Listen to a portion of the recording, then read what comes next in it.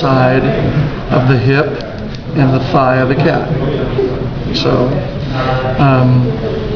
down here in the thigh, this is where we started dissecting, and the big muscle that's split right here is the bicep femoris. And in the front, this is that sartorius that we had seen before, and right next to it here is tensor fasciolata. And it's connected by way of the iliotibial tract down to the knee. So, tensor fasciolata, bicep femoris. If we open up the bicep femoris here, we can see more of what's going on. A little easier now to see. This is the vastus lateralis muscle, right, which is under the iliotibial tract, right? And at this point too, we also see the sciatic nerve, which is right here, right? The sciatic nerve is really just two nerves, the common fibular or common peroneal and the tibial nerve. So we see where they come apart. The fibular nerve has to come to the lateral side of the leg.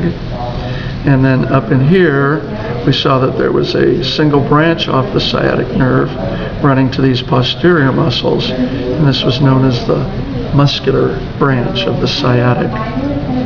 Also here in back, we see the same two muscles we saw before. We see semitendinosus and semimembranosus. So we can see those two muscles from here.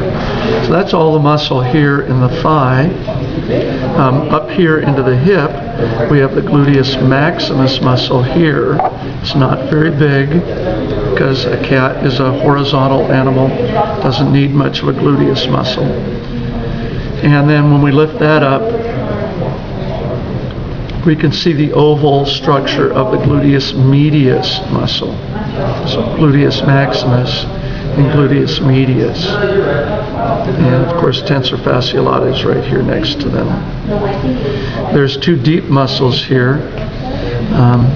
This one right here is the quadratus femoris, right there. And it's sort of under the muscular branch of the sciatic. And then if you follow the sciatic all the way up, you can see where it comes from. And under the edge of the gluteus medius, completely under the gluteus maximus, is this little deep muscle, which is the piriformis.